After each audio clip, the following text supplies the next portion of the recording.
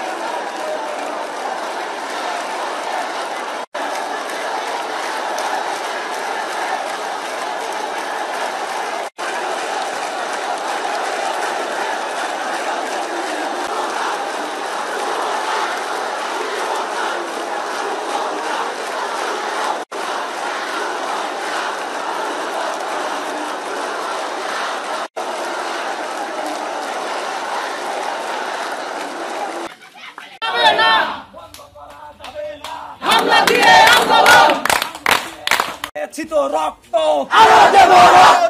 রক্তের বন্যায় দেশে সমস্যাগুলো আমরা দেখেছি, যথাযোগ্য ক্ষতিপূরণ দিতে হবে। দিয়েছি তো রক্ত রক্তের কেউ আটকাতে পারবে না। আমরা এই শোষণ আর মানতে পারবো না। এত শহীদের রক্তের বিনিময়ে আমরা আপোষ মানতে পারবো না। আমরা অনেক সময় দিয়েছি, কিন্তু আমাদের দাবি কখনো মানা হয়নি, এখন পর্যন্ত মানা হচ্ছে না। আজকে আমরা মাঠে নেমেছি সত্যের জন্য, অধিকারের জন্য। আমাদের আর কেউ আটকাতে পারবে না। আমরা অনেক সময় দিয়েছি, আমরা বলেছি আমাদের যে 9 দফা ছিল সেই দফাটা মানেনি।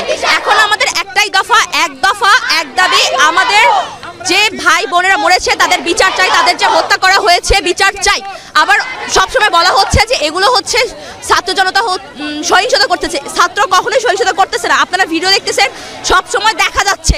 তাই সঠিক বিচার চাই। আমাদের একটাই কথা যে লাশের ভিতর জীবন দে, নইলে গদি ছাইরা দে।